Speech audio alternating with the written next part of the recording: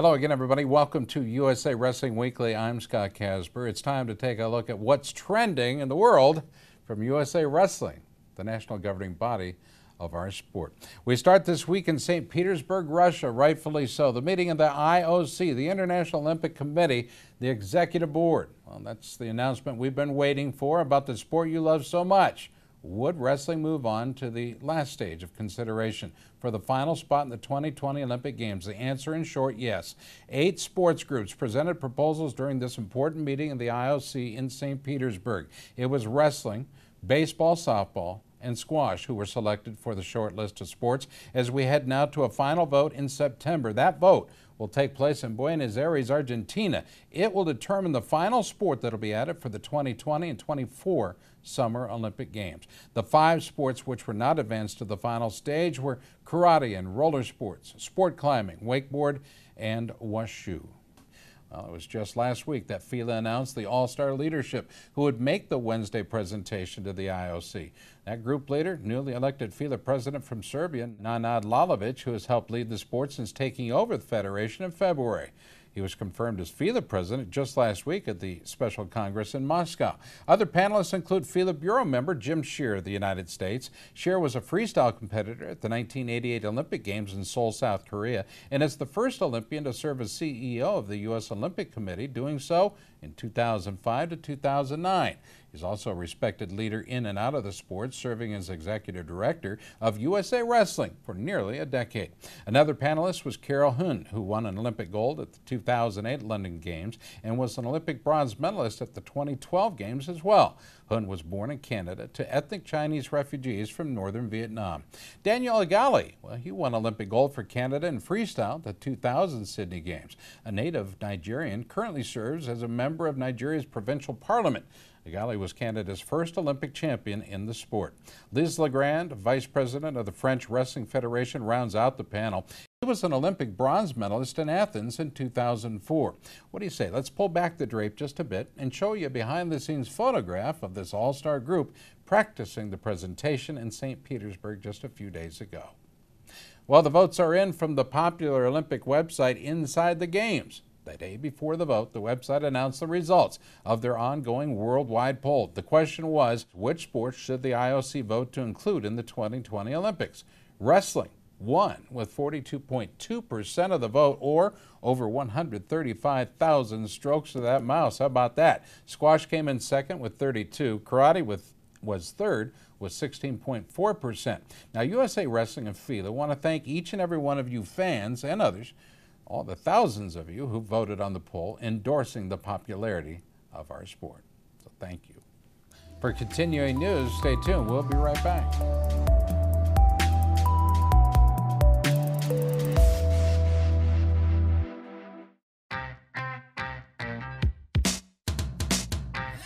ASICS has been there. They've been the lifeblood of the sport. It's been a long time, and they've been at the top of the game every year, forever. And I'll tell you what, now that I think about it, maybe that's where I've gotten my inspiration, because you know, I always want to be in the top of my game in wrestling, and I think that's where ASICS is and wants to be as well.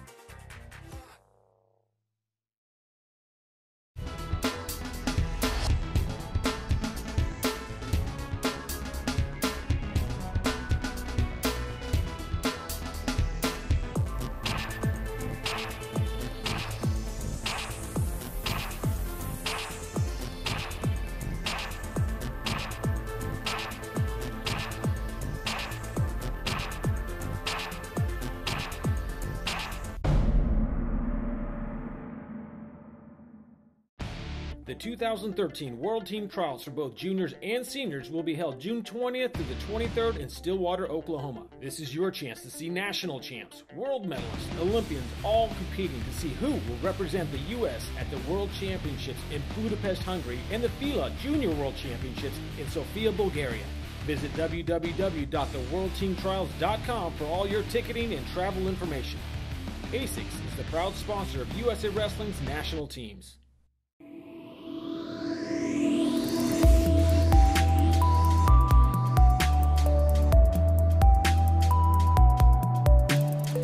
Well, wrestling competition continued across the country as International Wrestling Month drew to a close.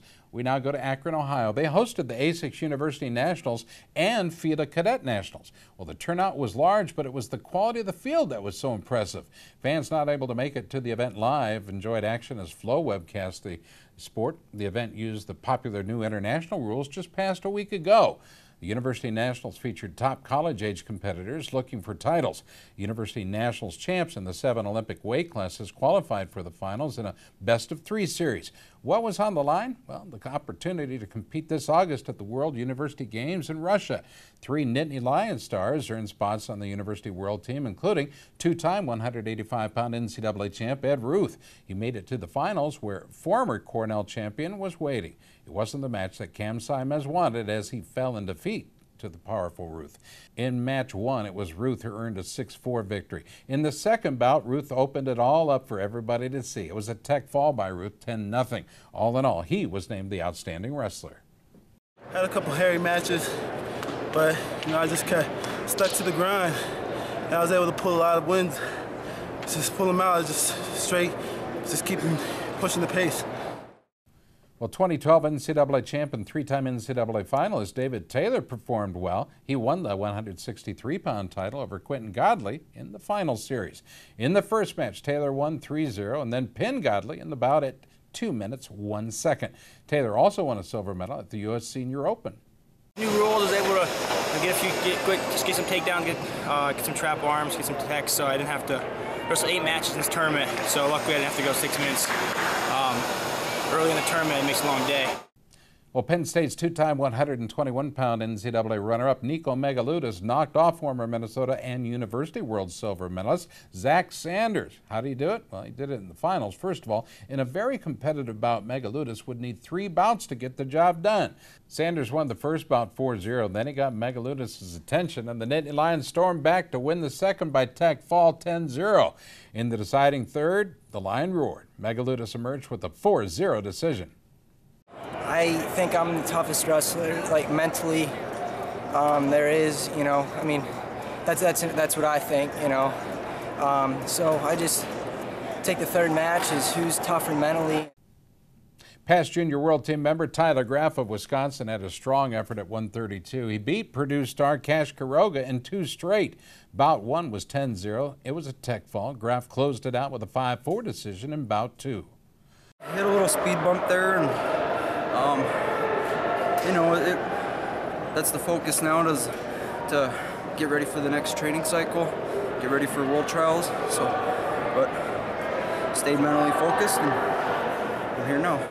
Well, 2-time All-American James Green of Nebraska had a strong performance at 45. He pinned Ohio State standout Hunter Stieber in the semifinals. In the finals, he beat past University and Junior World Team member Jason Chamberlain in 3. Green won the first match, but Chamberlain came back to win the bout 2. The deciding third went to Green 3-0.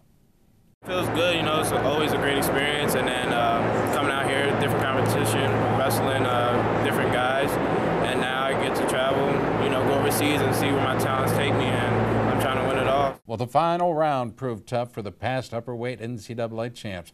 In 2 straight, former 211-pound Penn All-American Micah Burak beat Kent State's 2011 NCAA champ Dustin Kilgore.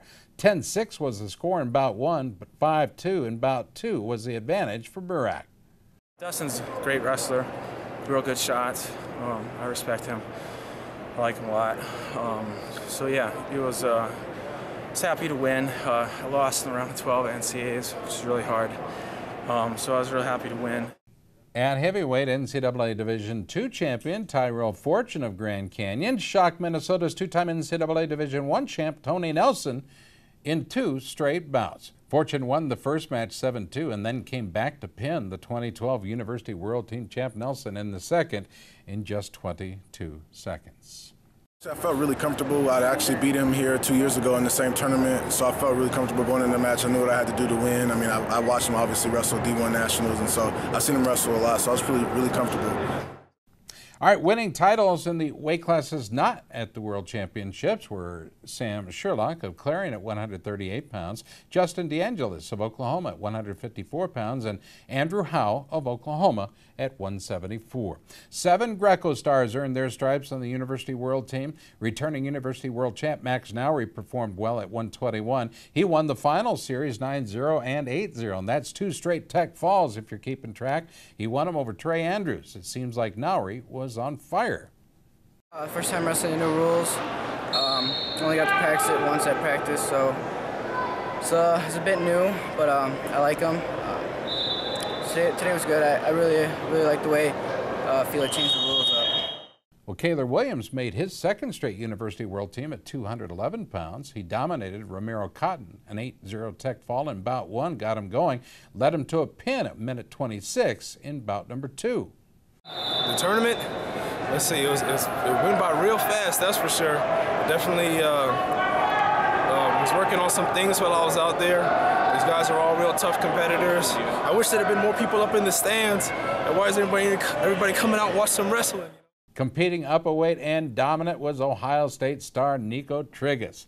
He looked very, very strong. He beat William Simpson with 2 straight tech falls, 8-0 and 17-8. Other than the making weight part, I didn't go 55s. I decided to bump up to 60s.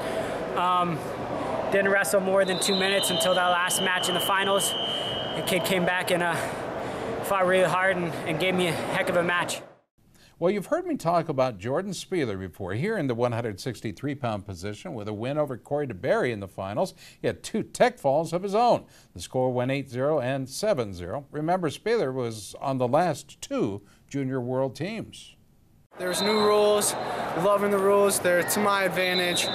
I'm all about wrestling on my feet, and the 2-3 minute periods, it's all on the feet, and there's a lot of passive calls, and I get those calls because I'm the aggressor usually. Well, another past Junior World team member making this year's University World team is 185-pound Lucas Sheridan of Indiana University. It took 3 to get it done. In the end, he stopped Dan Olson in the finals. It was back and forth, but the deciding 3rd bout went to Sheridan, 8-2. My first match came out a little slow. I was sitting in too many overhooks, but after that match, I talked to my coaches, talked to my dad, revised my game plan, came back, and wrestled a whole lot better after that. Well, it wasn't easy, but the bull of the woods emerged from the heavyweight ranks. The finals featured a tilt between stars from the USOEC. Ori Eller beat his teammate Parker Betts in 2 straight bouts. One of my workout partners was at a camp at Colorado Springs. So the other one was the guy I wrestled in the finals. So, as the week closed to the competition, we sort of kind of veered away from each other, knowing we may compete, and it turns out we did. So I guess that was pretty smart. Well, the other University World Team member was Navy's Joseph Locksmith. He needed 3 bouts to defeat Junior World Team member Nick Alvarez.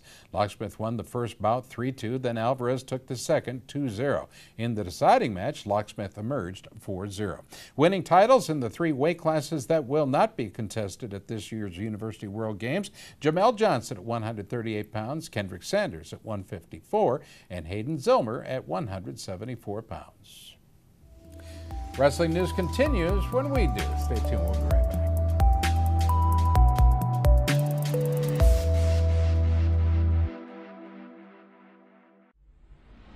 Wrestlers, are you ready for the next step? USA Wrestling challenges you to test your skills at the USA Wrestling Cliff Keen Athletic Folkstyle Nationals. Become a national champion.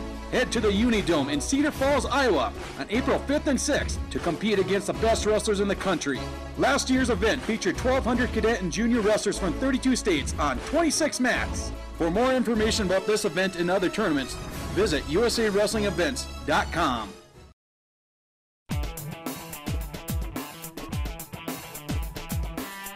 Each season, Liberty Mutual's Responsible Sports Community Grant Program awards $65,000 to youth sports organizations and school sports programs that demonstrate their commitment to responsibility in youth sports. Your organization could be one of our 20 winners this season. It's easy. Simply visit responsiblesports.com and click on the Community Grant Program. Administrators register their organization with the program, then reach out to rally parents, coaches, and team supporters to log on and review either the Responsible Sports Parenting or Responsible Coaching Guide. Then complete the quiz and showcase your mastery of the concepts. Every successfully passed quiz is worth a point that you can credit to your favorite youth sports organization or school sports program. Connect with friends, family, and neighbors to rally more support. The teams and schools with the most points at the end of the grant period win. It's that simple. Watch the leaderboard throughout the grant season, then rally more of your supporters to increase your totals. Liberty Mutual is committed to celebrating and championing youth sports and to financially supporting organizations that demonstrate their commitment to responsible sports. Join the movement and start earning points toward your community grant.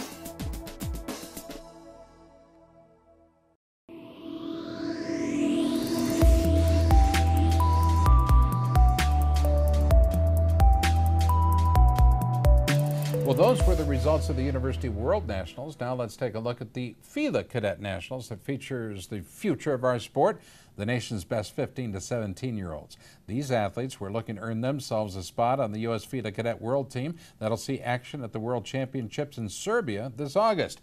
Idaho's John J. Chavez won a double title by taking gold medals in both Greco and freestyle at 152 pounds. Chavez had a dominant performance, not allowing a single point all tournament, and was named the outstanding wrestler in Greco. He won his championship bout over Brooks Robinson of Utah with a 7-0 tech fall. It was a good tournament. I didn't have a lot of competition. Just had to walk through the competition all day, but it was good. Chavez came back in the freestyle tournament with another great performance when he beat Nick Reenan of Texas in the championship bout. The final score, 7-4. It was a great tournament. I really wrestled well. I think I showed off some of my skills. I'm glad my coaches were there to help me. Angus Arthur of Michigan was another double champion on the cadet level. In Greco, he beat Hunter Ritter of Maryland in the finals 5-3. He followed it up by getting a 12-2 tech fall over Robert Stevenson of Minnesota to win the freestyle title. Arthur talked to us after his Greco-Roman win. It feels great. You know, I've been training really hard, and I'd like to thank my coaches, Corey Posey and Roger Massa and Chris Williams, for putting a lot of time into me. With 220 pounds, difficult weight for sure. It's one weight class where the finals was the same in both Greco and freestyle. Both are past University Wrestling National Champions as well. If you guessed it, Roy Nash of Utah and Lance Bennick of Minnesota, well, you were right. In Greco-Roman, Nash won the gold medal after Bennick received his third passivity caution. Had a really good tournament going up into the finals. Honestly, wish I would have done better in the finals, but I did end up winning, and that's how the matches go sometimes. In freestyle, Bennick edged Nash 16-15 in a tight contest, scoring the winning 2-point takedown just as time ran out. A couple of tough kids. I took them though, and I got to the finals and got a little rematch on Nash. Felt good. Earlier this year, California's Aaron Pico was a FILA Junior Nationals champ. Now he's won the FILA Cadet National title in freestyle at 138 pounds. Pico won all of his bouts by tech fall, including a 10-0 win in the finals over Tyler Berger of Oregon. He was named the outstanding wrestler for his effort. Once I warmed up and rested, settled down a little bit, got with my coach, evaluated some stuff. The rest of my last 4 matches, 3 matches, I felt great. Well, it was a loaded weight class at 167. That's where you found Texas star Bo Nickel. He won a dramatic final against Mark Hall of Minnesota, 8-6. Both of these athletes have won numerous age group titles within USA Wrestling. I wrestled solid throughout the whole tournament. I think besides the finals match, I only gave up 3 points, so just pretty happy with my performance. Other individual champs in freestyle were Austin Gomez of Illinois at 92 pounds, Devin Brown of Pennsylvania at 101, Spencer Lee of Pennsylvania at 110 pounds, and Stephen Missick of Indiana at 119 pounds, Sean Fowles of Kentucky at 127 pounds, and Adam Lemke Bell of Illinois at 275 pounds. Now, Florida's 110-pound Kyle Nordstrom made the FILA Cadet Greco-Roman team for the 2nd straight time. Nordstrom beat Isaac Jimenez of Texas by tech 10-0 the final score. Nationally respected, Greco-Roman athletes are becoming more common, so classic matchups are happening with more frequency. One came in the finals at 167 pounds. Kimball Bastian of Utah defeated Chandler Rogers of Washington by a very close score. It was 6-5 in the finals. Other Greco-Roman champions in the ancient discipline included Kate Olives of California at 92 pounds, Tanner Cox of Utah at 101 pounds, and Taylor Lamont of Utah at 119 pounds. Devin Barr of Wisconsin joins him at 127, as does Anthony Giraldo of New Jersey at 138 pounds, and Gavin Jolly Little of Indiana at 275 pounds. Well, for the first time, Sports Illustrated has selected a male college athlete of the year who was also featured in their most recent magazine edition. The winner of this prestigious award, Cornell star Kyle Dake. Well, the wrestling world takes great pride in his achievements as the first wrestler to win 4 NCAA Division I titles in 4 different weight classes over 4 different years. He won his historic 4th this March in Des Moines, Iowa. His achievement was not only the biggest in wrestling this year, it was the biggest in all of college athletics. Dake recently wrestled in the Rumble on the Rails in New York City. Next up for him, the World Team Trials in Stillwater. Folks, stay tuned. There's more. You're watching USA Wrestling Weekly.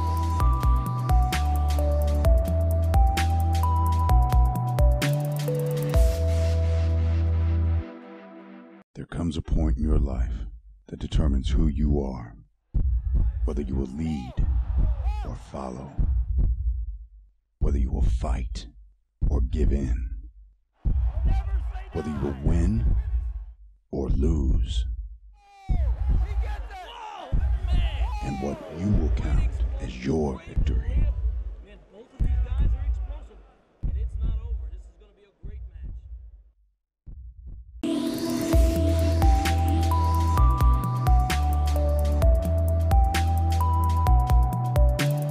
Well, USA Wrestling hosted another important international event as part of the World Wrestling Month celebration this last weekend. It was the 2013 Junior Greco-Roman World Duels in Concord, California.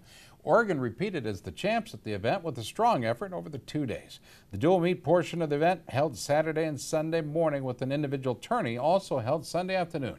Team placements were based upon results from both events, and Oregon nailed it down and nailed it down strong. The team title, great effort. Individual tournament as well. 5 individual champs, 3 runners-up. Oregon champs include Ronnie Bresser at 56 kilos, Dylan Holcomb at 66 kilos, Tyler Cowger at 70 kilos, Kyle Bateman at 79, and Wyatt Spears at 125 kilos. Placing second was the USA All-Stars with 4 individual champs, Andrew Ibarra of California at 52, Kevin Powell of Ohio at 59 kilos, and John Kenyon of Idaho at 63 kilos. They're joined by Berg Paddock of New York at 74 kilos. Now remember, Powell was named lower weight MVP, and Paddock received the upper weight MVP honor. How about that? The best match, obviously, between Ronnie Bresser of Oregon and Simon Anderson of Scandinavia at 56 kilos. The best technician was Kevin Mejia of Honduras, who was competing at 98 kilos. This event, in its 14th year, stresses education and learning. In addition to the great competition, a number of clinics were hosted by top coaches, including Olympic champ Steve Frazier and Olympic coach Rob Herman. Well, another big announcement concerning Keep Olympic Wrestling, and that effort came out this week. USA Wrestling and Dick's Sporting Goods, the largest U.S.-based full-line sporting goods retailer, announced that they were forming a partnership to support the Vision campaign. Dick's understands the final decision to cut the sport from the Olympics would affect wrestlers worldwide, including millions of youth at clubs, high schools, and colleges. Dick's is supporting the Keep Olympic Wrestling campaign through its website, social media channels, email distribution, and in-store promotions. Supporters are encouraged to visit Dick's Facebook page to sign the Help Save Olympic Wrestling petition and encourage donations to support the campaign. A special thank you to Dick's Sporting Goods for stepping up big for the sport. Well, there's a great story out of Oklahoma. Just last week, the wrestling community stepped up to help those affected by the terrible tornado which ravaged the town of Moore only a few days ago. A special free clinic was held in Edmond, Oklahoma by some of the greatest wrestlers and coaches in the state. At the clinic, thousands of dollars of donations were collected to help those who suffered their losses during that terrible storm. It was organized by Tyrone Lewis, a star at Oklahoma State who has coached for the Cowboys and now the Sooners of Oklahoma. Many of his friends came out and gave their time for the cause. I talked with Coleman Scott, the 2012 Olympic bronze medalist who was a clinician at this very special event. I got a call Tuesday morning, the day after the tornado, and from a buddy, Tyrone, and he asked if I'd be interested in doing a free clinic. And, of course, I was 100% all in, and, in a couple days we figured out everything and got everything in line and, had over 100 kids there.